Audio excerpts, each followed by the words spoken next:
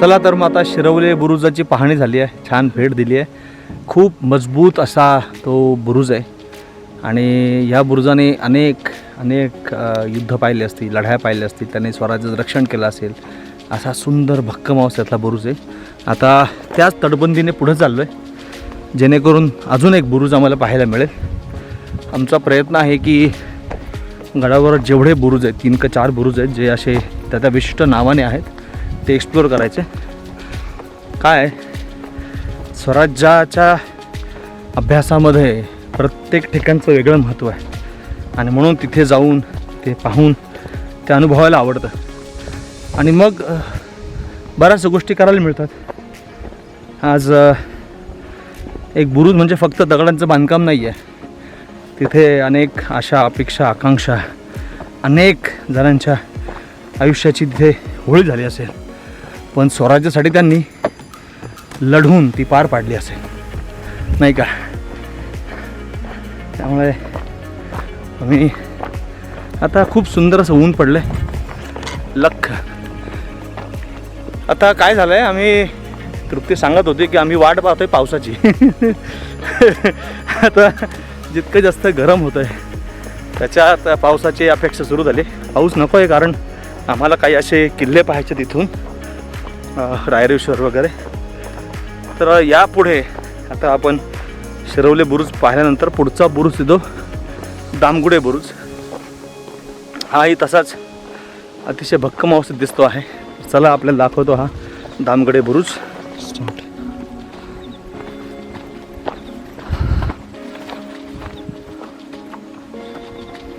हा किल्ल्यावरचा दुसरा बुरुज आहे.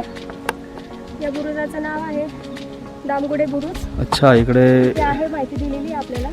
अटी आहे दामगुडे बुरुज. असे किती बुरुज त्या गडावर मग? 7 आहेत.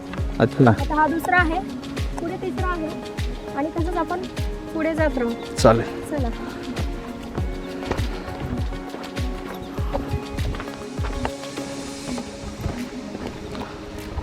अच्छा, इथे बघू शकतो आपण हे चुन्याचा वाणा इथं दिलेलाच आहे. त्या काळी जेव्हा हे बुरुज बांधायचे किंवा बाकीचं काही जे बांधायचं असेल तेव्हा ते ह्यामध्ये चुन्यासोबत इतर गोष्टी मिक्स करून ते मटेरियल बनवायचे जेणेकरून ते भक्कम राहील. आणि आज आपण बघतो आहे की जे बुरुज आहे ते अतिशय भक्कम आहे आजही. तर ते अच्छा, हे जर चाक आपण पाहिलं तर किती बैल याला लागत असतील फिरवण्यासाठी. कमीत कमी 4 बैलांचे काम असेल आणि हा घाणा सतत चालून हे होत असेल. इथे एक सुंदर व्यवस्था केली आहे मित्रांनो. इथे जर आपण आलात तर इथे ही व्यवस्था केली आहे आणि एक रेकॉर्डिंग इथं चालते आणि ज्या रेकॉर्डिंगने आपल्याला हे जे लाईमस्टोन क्रशर आहे, ज्याला चुन्याचा घाणा म्हणतात, त्याची आपल्याला सगळी इथं माहिती मिळते. दुसऱ्या बुरुजानंतर हे मोठंसं पाण्याचं टाकं. गडावर अनेक टाके आहेत आणि हे त्यातलं एक. वा, गडावरची संजीवनी म्हणजे हे पाण्याचं टाकं. आत्ता आम्ही गेलो होतो तृप्ती राजमाचीवर, तर तिथलं टाक्यातलं पाणी आम्ही पिलं. इतकं गोड आणि खूप सुंदर चव त्याची. मग आम्ही त्याला नाव दिलं राजमाचीचं तीर्थ. की तीर्थसारखंच होतं ते, गडाचा प्रसाद म्हणून आम्ही पिलो. तर गडावर आलात तर हे तीर्थ नक्की प्या. शुद्ध पाणी, अतिशय सह्याद्रीच्या पोटातलं गोटातलं हे पाणी. राजमाचीला गेलो तेव्हा तिथलं तीर्थ नक्की आम्ही चाखलं होतं. आजही इथलं पाणी पिणार आहोत. तसंही पाणी संपत आलं आहे. आपण कधी गडावर आलात तर भटक्यांसाठी, भ्रमंती करण्यासाठी हे टाकं म्हणजे संजीवनी आहे. अतिशय भव्य. इकडे अजून मोठाले 2-3 टाके आहेत. हे टाकं भरलं की पाणी पुढच्यात पडत असावं अशी नैसर्गिक व्यवस्था याला केलेली आहे, ज्याला आपण सांडवा म्हणतो, ते केलेलं आहे. वा, अप्रतिम. सुंदर पाण्याचे टाके पाहिलेत. आमचा विचार होताच की तर पाणी संपत आलं आहे, त्यामुळे टाक्याकडे गेलो. इथे पुढे आपण आलो ना की बऱ्याचशा गोष्टी ज्या आपल्याला एक्सप्लोअर करता येतात. या बाजूला देखील 1-2 टाके आहेत.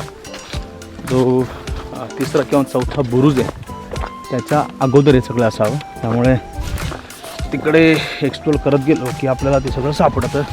आणि ॲज आय सेड ह्या गडावर टाक्यांची संख्या खूप मोठी आहे, खूप जास्त आहे. तर हे अजून एक टाकं, म्हणजे आता मोजमाप करणं सोडून द्यायला लागेल, कारण ती जी संख्या आहे ती अतिशय भव्य आहे. लुक ॲट दिस, क्या बात. इतकं मोठं टाकं, 1 2 3 असे 3 टाके आहेत. वा.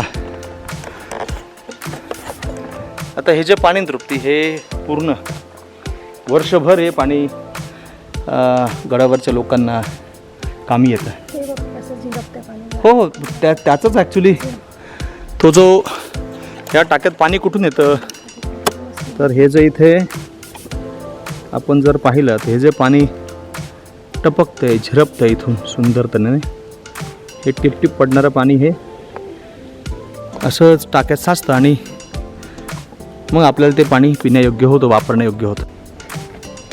तर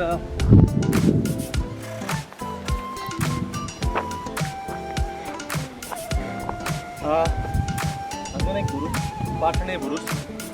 शिवकार्यप्रतींचा आभार करून त्यांनी या सगळ्या पाट्याचे ठिकाण लावले आहेत. हा सुद्धा बुरुज अतिशय उंच आहे आणि बऱ्यापैकी प्रदेश तिथून टेहाळणी करता येईल, नेहाळणी करता येईल असं आहे. सुंदरच. आपण 1 2 3ऱ्या बुरुजावर आहोत आणि हे गडाची भक्कमता दर्शवते. जितके बुरुज भक्कम तेवढा गड भक्कम, बरोबर. वा.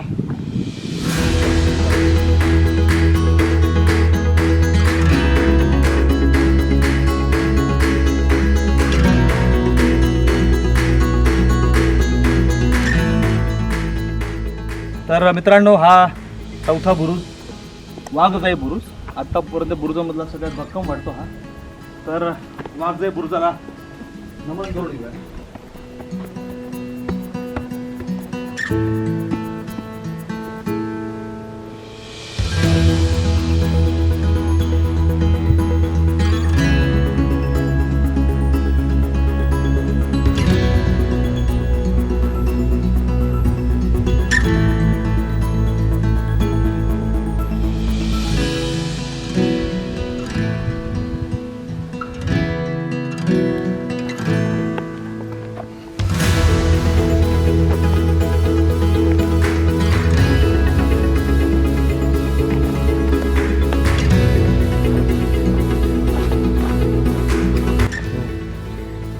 हा गडाचा 4था बुरुज आहे, वाघजाई बुरुज. आणि ते तिथं बघतो आहे आपण की एक मंदिर आहे तिथे, ते वाघजाई देवीचं एक मंदिर आहे.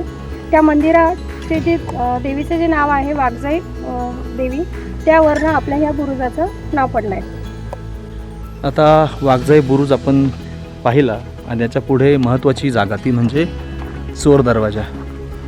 ज्यावेळेस शत्रूचं आक्रमण होत असेल किंवा आपल्या महत्त्वाच्या व्यक्तींना इथून गडावरनं खाली पाठवत असेल किंवा सुरक्षित ठिकाणी पाठवत असेल, त्यावेळेस या चोर दरवाजा वापरत असेल. हा पाहिला आपलं लक्षात येणार नाही अशी त्याची रचना असते. मी वैराटगडावर एक अप्रतिम चोर दरवाजा पाहिला आहे, तर तसाच इथे आहे. आता अर्थात ही चोरवाट जी आहे ती आपल्याला दाखवायचा प्रयत्न करतो की लक्षात येणार नाही अशी ही चोरवाट. हे बघा इथे आमच्या सौभाग्य पण तिकडे पाहत आहेत. या इथे ही चोरवाट आहे. तर हे बघा आपल्याला दाखवायचा प्रयत्न करतो. इथून जर आपण खाली आलो तर आता खाली काहीच नाही आहे, खाली काहीच नाही आहे. पण त्यावेळेस काहीतरी उपयोजना असेल, दोर लावून किंवा त्या काळच्या थोड्याशा अवघड वाटा असल्याने झाडांना सपोर्ट घेऊन झाडांचा त्या व्यक्तीनं सुरक्षित स्थळी पाठवलं जात होतं. त्यामुळे ही चोरवाट खूप विशेष आहे. एकदम असं साधंसं बांधकाम वाटेल की तटबंदी असं वाटेल, पण ही ॲक्च्युअली चोरवाट होती. वा. चला परत जाऊ. तर मित्रांनो, आता चोर दरवाजा पाहिला, त्याची वाट थोडीशी खाली जाऊन पाहिली आणि आता यापुढे आपण चाललो आहोत ते पुढचा बुरुज, तो म्हणजे सर्जा बुरुज. ऑलमोस्ट आता आपण गडाच्या त्या बाजूला जिकडनं आपण वरती आलो होतो तिकडे, परंतु हा सर्जा बुरुज. तर आपण आहोत सर्जा बुरुजावर आणि खूपच सुंदर असं बांधकाम मोठमोठ्या शिळांपासून बनवलेला हा बुरुज आणि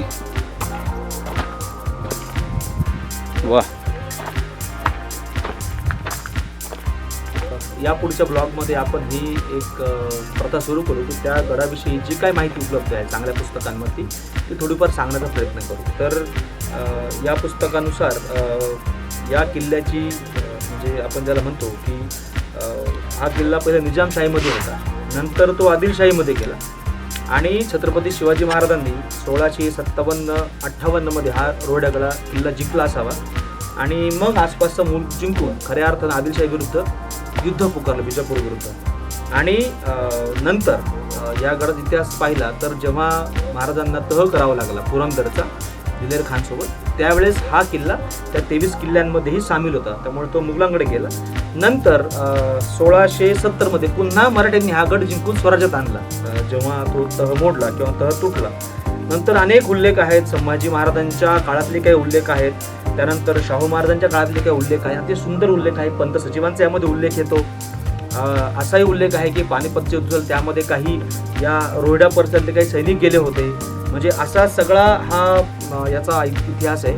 त्यानंतर जेव्हा हा किल्ला भोर संस्थानामध्ये गेला तो शेवटपर्यंत संस्थानात राहिला. असाही उल्लेख आहे की हा गड इंग्रजांच्या ताब्यात कधी गेलाच नाही.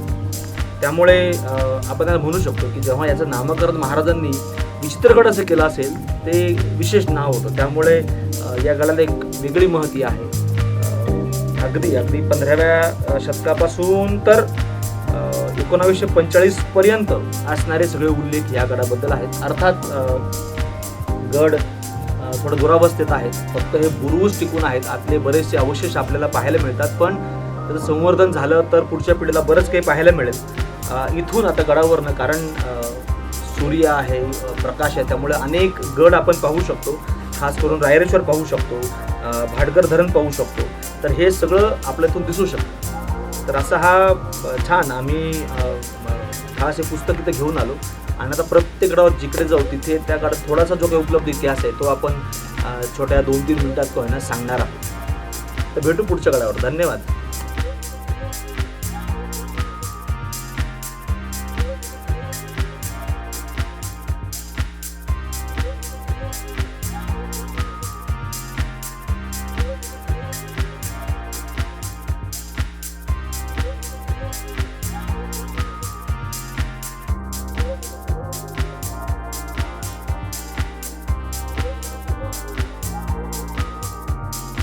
तर गडावरच्या सगळ्या वास्तू, सगळ्या गोष्टी व्यवस्थित शांतपणे पाहून त्याचा अनुभव घेत आता आपला गडभ्रमंती पूर्ण झाली.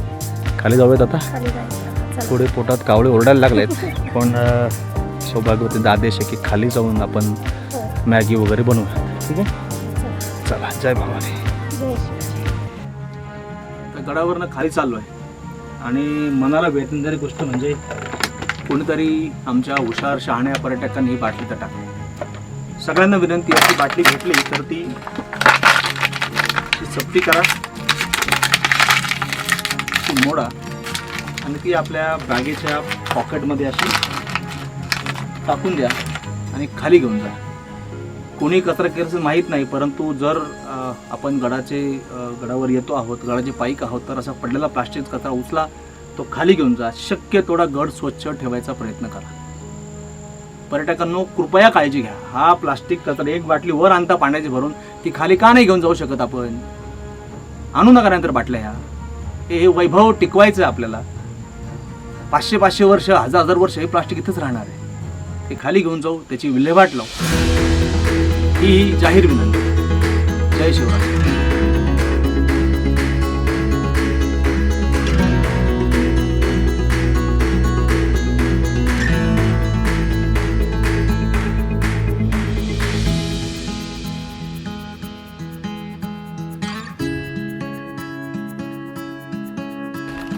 बरं मंडळी, ट्रेक पूर्ण झाल्यावरती जे कर्मकांड आहे ते इथे हा रोहिडा किल्ला आणि त्याच्या पायथ्याशी आम्ही दोघांनी छान जागा पाहिली आहे आणि स्वतःच अन्नपूर्णा आम्हाला काय बनवून देत आहेत? मॅगी. चला तर आता हे मॅगी बनवायची कुठं गोष्ट आहे का? आपण भजी केल्या. मॅगीसाठी हे छान सेटअप तयार झालं आहे. हे बघा इथे असा आपला तो छोटासा गॅस, ही सगळी सेवा आणि हा समोर असा रोहिडा. म्हणजे इससे बढ़कर कुछ हो नहीं सकता. चलिए 2 मिनट में तो नहीं होगी लेकिन मॅगी तो बनेगी. आज ह्या मॅगीसाठी पुन्हा एकदा टाक्याचं पाणी आहे आणि त्या टाक्याच्या पाण्याची चव आणि मॅगी खास होणार आहे. आणि त्यात तृप्तीचा हात. क्या बात आहे. काय तृप्ती, किती वेळ लागेल? 5 मिनिट. आणि भूक लागली आहे कारण ऑलमोस्ट 2 वाजलेत. कडाक्याची भूक लागली त्यामुळे वाट पाहतोय आम्ही. तर बघूयात आणि नंतर मी चहा बनवणार आहे.